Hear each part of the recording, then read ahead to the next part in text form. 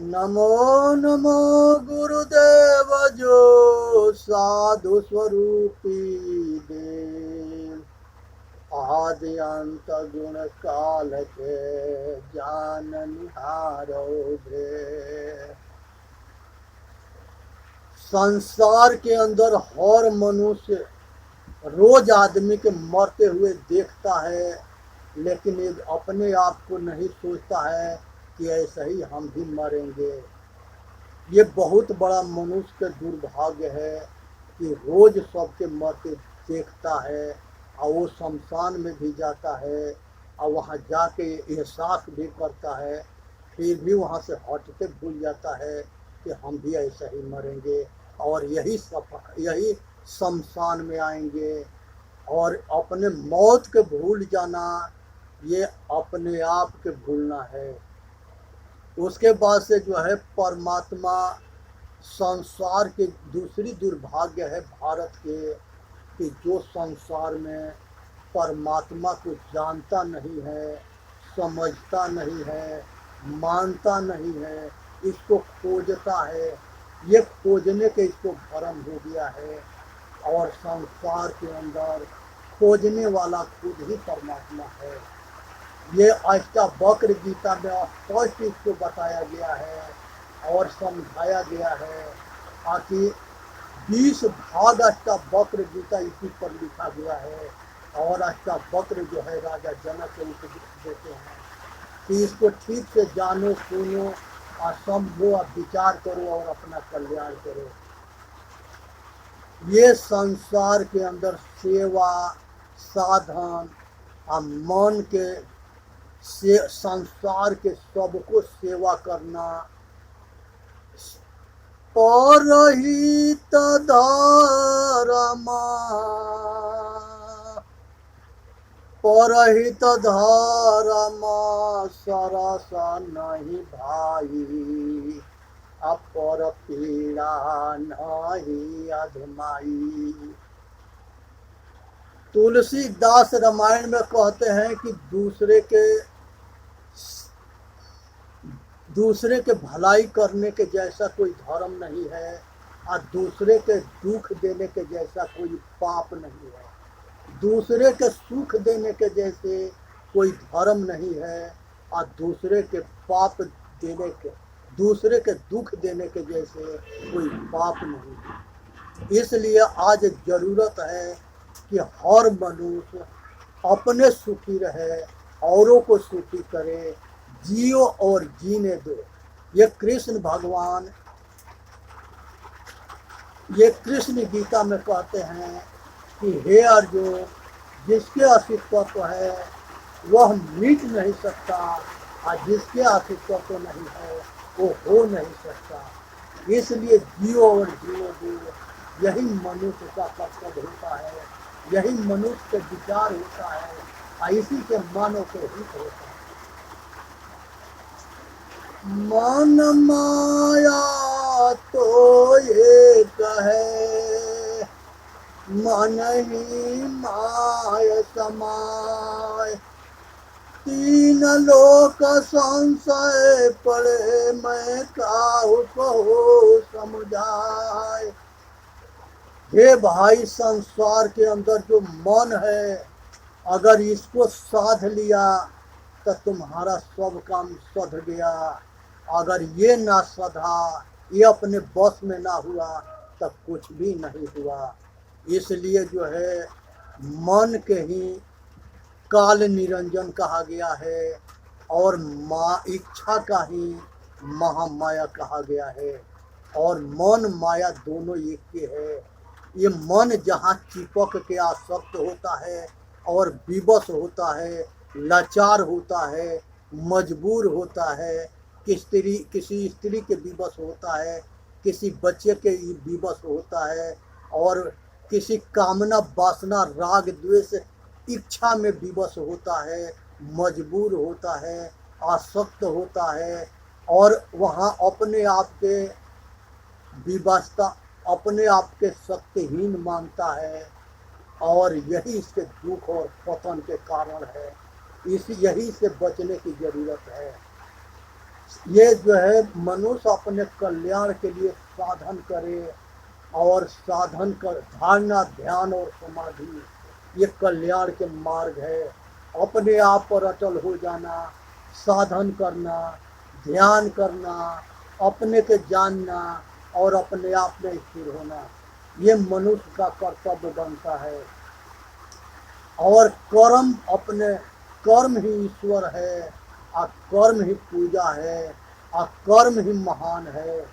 कर्म से मनुष्य जो है अपना किस्मत लिखता है, और मनुष्य अपने भाग्य के विधाता स्वयं है। वो चाहे तो अपना कल्याण कर सकता है, और चाहे तो वो बर्बाद कर सकता है। इसलिए जो है अपने आप के जाने और अपने आप के समझें और इस पर विचार।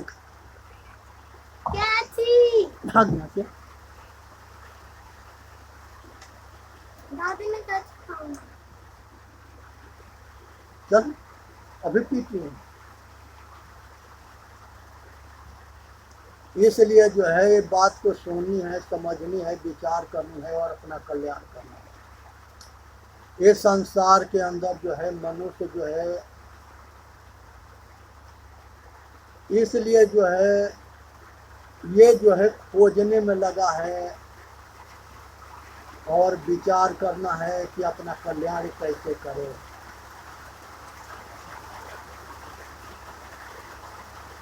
यहाँ पर जो है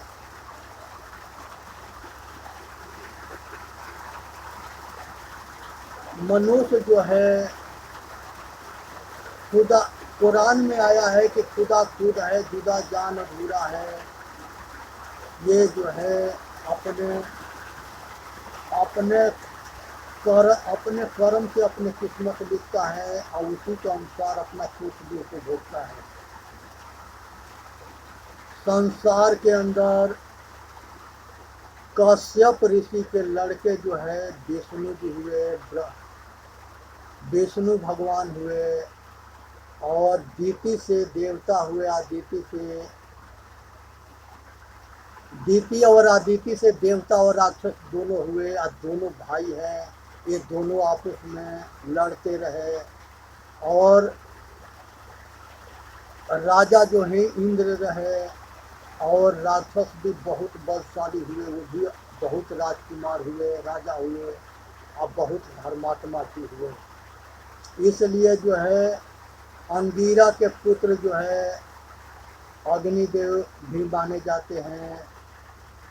उनके शिष्य थे, शिष्य भी पुत्र जैसा होता है। और बृहस्पति जी थे, और बृहस्पति जी, और ये दोनों जो है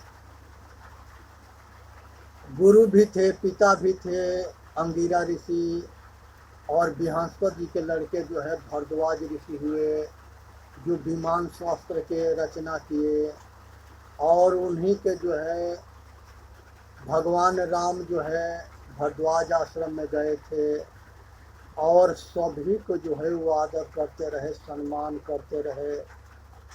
और ये अंतर्मुखी होनी है, अपने अंदर को विचार करना है, जानना है। और अंतर सुख जो है अपने अंदर है, बाहर नहीं है। बाहर मुखी कामना है, वासना है, इच्छा है, राग द्वेष है। अब बाहर जो है दुख है।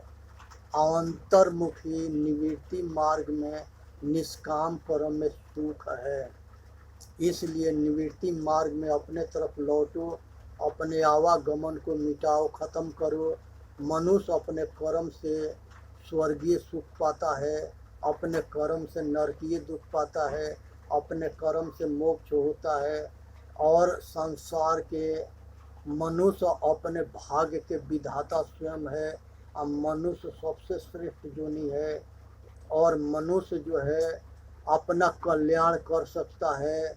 और ये अपने आप के जो है विचार करनी है, समझनी है।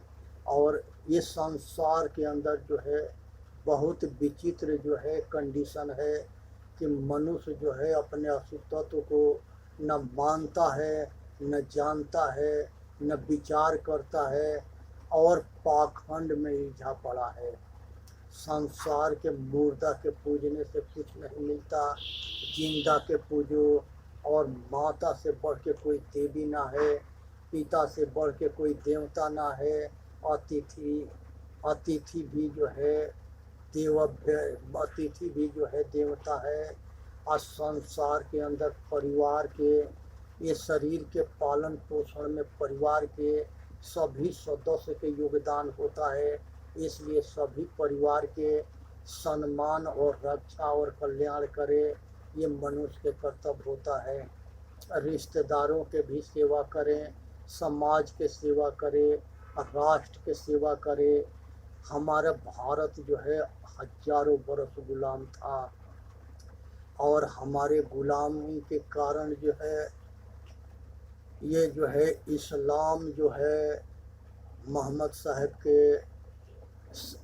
साहब के जो इस्लाम है उसमें ये कहा गया है कि मुसलमान ईमान के जो पक्का होता है वह मुसलमान होता है।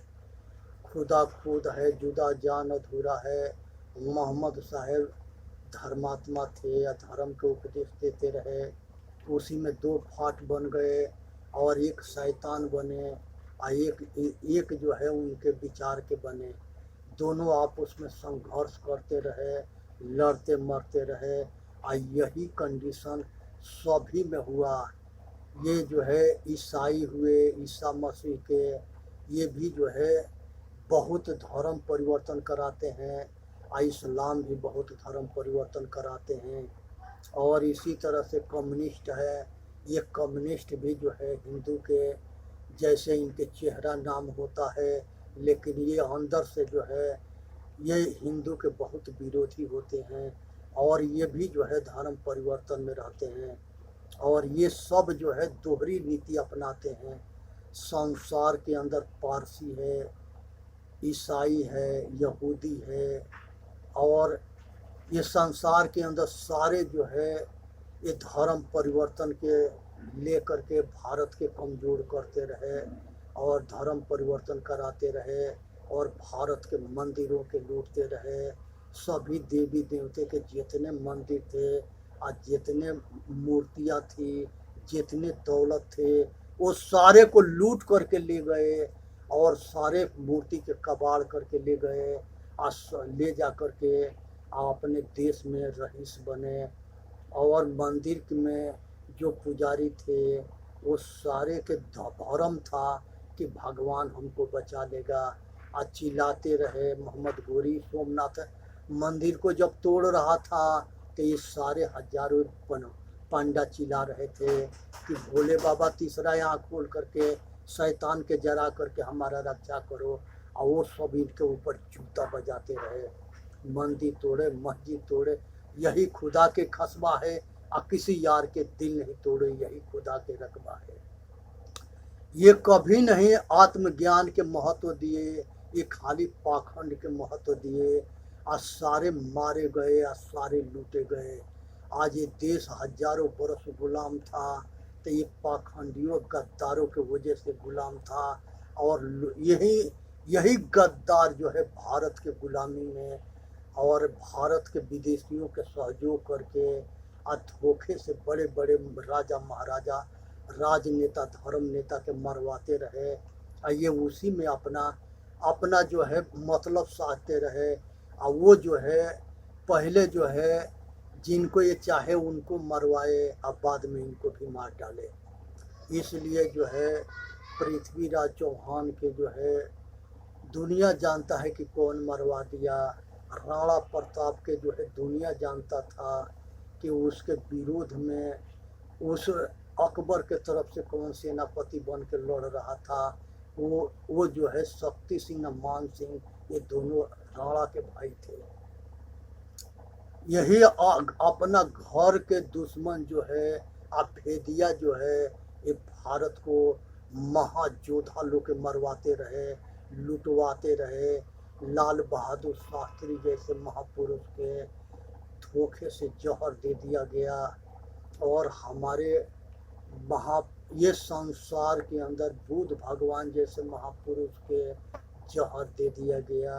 ये षड्यंत्र रचते रहे, मरवाते रहे, लुटवाते रहे और धोखा से सबके जो है ये षड्यंत्र रच करके और धर्म के जो महापुरुष सबके हित के लिए प्रयत्न कर रहा है, कोशिश कर रहा है और अपने राजपाट छोड़ करके समाज कल्याण के लिए रोड पर, जंगल में, झाड़ में अब अनेक तरह के जो है कठिनाई के सामना कर रहा है और वो जो है अपना कल्याण चाहता है और ये संसार के सभी मानव जाति के कल्याण चाहता है। लेकिन ये मानव जाति के जो शैतान थे उनको ये राज अच्छा नहीं लगता, ये षड्यंत्र रचते रहे। ये जो है बहुत बड़ी जो है षड्यंत्र है और ये षड्यंत्र के सभी जान नहीं पाए और ये षड्यंत्र जो है ये भीतरे भीतरे भारत के खोखला कर दिया था और चाल दिया था। जैसे अनाज में घून लग जाता है तो अनाज के भीतरे भीतरे खाली कर देता है, उसी तरह से जो है ये गद्दार जो है और ये दुश्मन जो थे ये भारत के सोना के चिड़िया को मिट्टी के चिड़िया बना दिए। ये विश्व गुरु को मूर्ख गुरु बना दिए। आज इन्हीं के देन है कि भारत के संस्कृति खराब हुई, भारत के इतिहास खराब हुआ। भारत के ऐसा कोई ग्रंथ नहीं है जिस ग्रंथ में मिलावटबाजी नहीं हुई। आज हिंदुस्तान के पतन के कारण और गुलामी के कारण यही गद्दार लोग थे। आज इसको जाननी है, समझनी है, विचार करनी है। बुद्ध भगवान की कहानी है कि उनको राजा के घर में जन्म हुआ और उनको इतने व्यवस्था किया गया और इतने नौजवान लड़कियों के बीच में रखा गया कि इनको बैराग ना हो, क्योंकि पंडित कह दिया कि अगर राजा बनेगा तब बहुत बड़ा महाराजा होगा, अगर जोगी बन गया तब बहुत बड़ा जोगी होगा। अब इसी से इसको राजा ने व्यवस्था करा दिया और जल्दी जल्दी में इनको शादी करवा दिया। शादी होने के बाद एगो राहुल लड़का हुआ। उसके बाद जो है ये बुद्ध भगवान जो है रात में अपने राजपाट छोड़ करके घर और राज माता पिता सबको छोड़ करके अब वन में निकल गए। वन में किस लिए निकले? ये एक दिन जो है उन्होंने शहर घूमने के लिए कामना गए और रथवान को लेकर के, तो देखे कि रास्ता में एक आदमी जो है बूढ़ा होकर के लाठी लेकर के ठेकते आ रहा है। तब बुद्ध भगवान पूछे रथवान से कि ये कौन है? वो कहे कि महाराज ये बूढ़ा है, हो गया है, इसलिए लाठी के सहारा से आ रहा है। कहा कि बूढ़ा क्यों होते हैं? वो कहा कि हम नहीं बता सकते। उसके बाद एक आदमी बीमार पड़ करके और उसको लोग टांग करके ले जा रहे थे अस्पताल और चिल्ला रहे थे। बुद्ध भगवान पूछे कि इसको क्या हो गया है? कहा कि इसको बीमारी पर हो गया है, ये मरने के कगार पर है। कहे कि बीमारी क्या होता है? कहे कि हम इसको उत्तर नहीं दे सकते, बता नहीं सकते। तब तक ले उसके आगे बढ़े तो एक आदमी मर गया था, उसको सब कंधे पर लाद के ले जा रहे थे और राम नाम स्वतः है, राम नाम स्वतः है चिल्ला रहे थे। पूछे बुद्ध भगवान की इसके क्या हो गया है? कहा कि प्रभु ये मर गया है। वो कहा कि मरना क्या होता है? कहे कि इसके विषय में हम नहीं बता सकते। बुद्ध भगवान के अंदर के जो आग थी बैराग के वो उदय हो गई और जाग गई और जागने के बाद ये अपना कल्याण के लिए चल दिए। और चलने के बाद घर को, राज को जो है लड़का के और औरत के भरी जवानी में छोड़ करके अब वन के लिए प्रस्थान किए। राजपाट छोड़ दिए, माता पिता छोड़ दिए, ये बेटा अब बीबी औरत छोड़ दिए और वन में निकल गए। उनके कुछ महात्मा मिले, वो महात्मा ढोंगी थे और वो ढोंगी महात्मा उनके जितने कपड़ा थे हाथ में इनके शरीर के ऊपर सोना चांदी के आभूषण थे, ये सारे वो ले लिए। लेने के बाद इनको बिल्कुल केवल जो है वस्त्र, इनको जो है साधु के भेष के कपड़ा दे करके इनके सब कुछ ले करके इनको लूट लिए और ठग करके साफ हो गए। फिर उसके बाद इन्होंने जो है बहुत आगे बढ़ते चले, ढूंढते रहे, बहुत संकट झेले, बहुत तप किए। आखिर में जाके इनके वहाँ पर जो है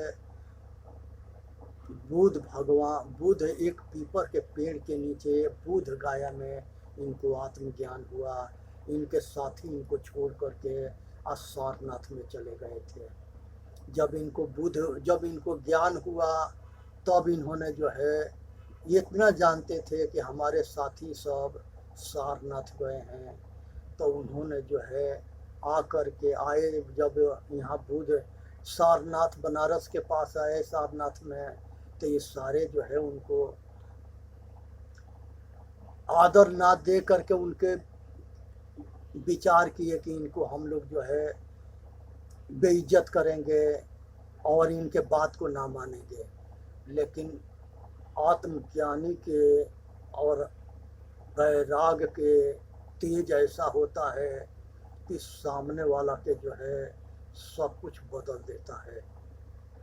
जिस तरह से जिसके अंदर वैराग होता है, विवेक होता है, आत्मज्ञान होता है, वो तेज उसके बदलता है।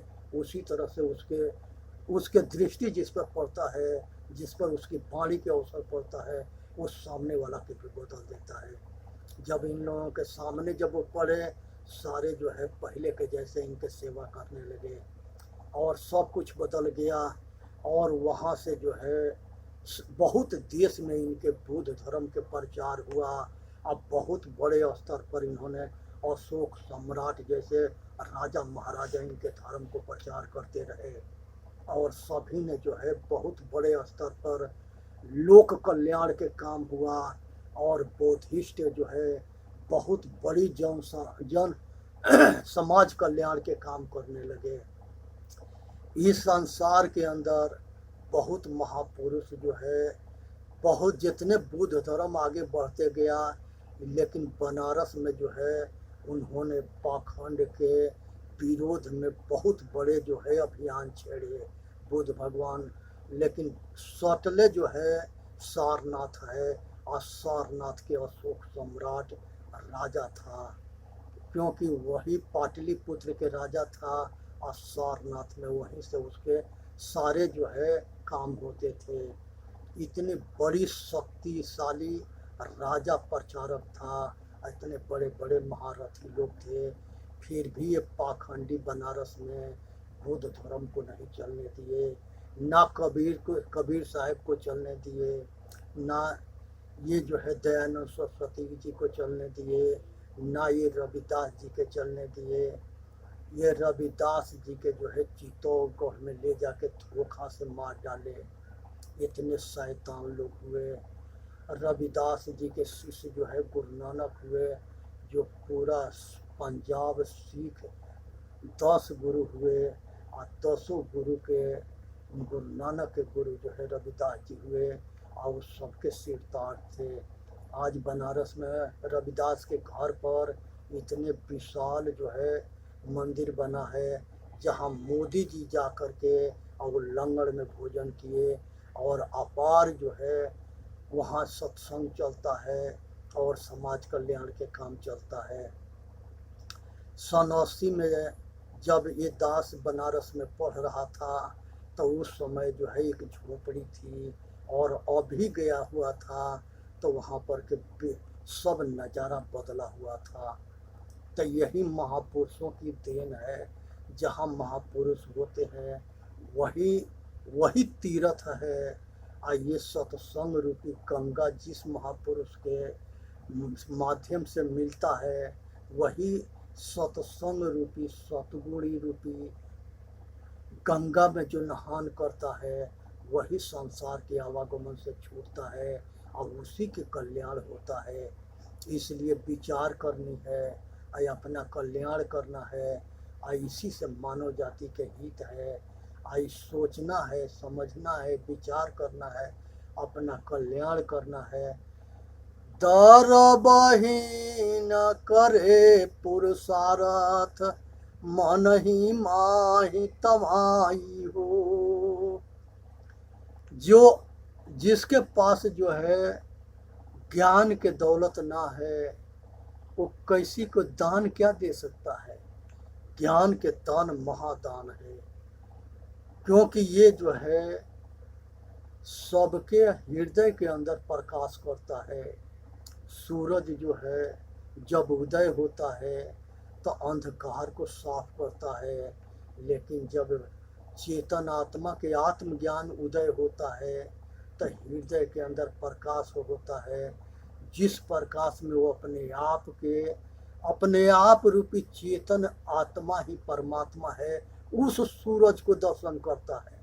अब मनमुखी से गुरुमुखी होता है, अब मनोमुखी के गुलामी से मुक्त होकर के चेतन के सत्ता राज होता है।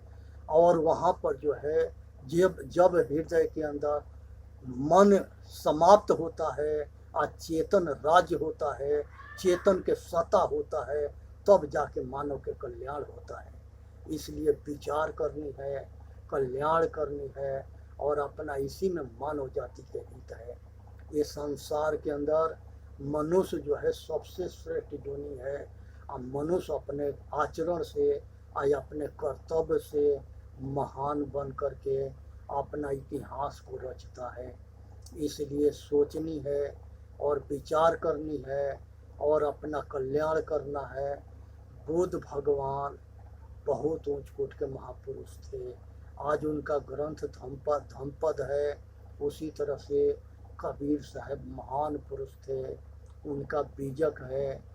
बीजक वो आग के गोला है जिसके सामने जो है सारे अज्ञान जल जाता है, और उसके बाद जो है उसके बाद वहाँ कुछ नहीं बचता है। बीजक जो है आत्मज्ञान के चारों वेद के जो है ऐसा कोई उपदेश नहीं है जो बीजक में नहीं है। बीजक जो है कबीर साहब के मूल ग्रंथ है। और कबीर पंथ में कबीर पारख संस्थान इलाहाबाद में ये दास के गुरु घराना है। वहाँ पर सतगुरु अभिलाष साहब आज जो है करीब हजारों पारखी संत ये भारत के सतबुद्धि के प्रकाश ये देश में रोशनी कर रहे हैं।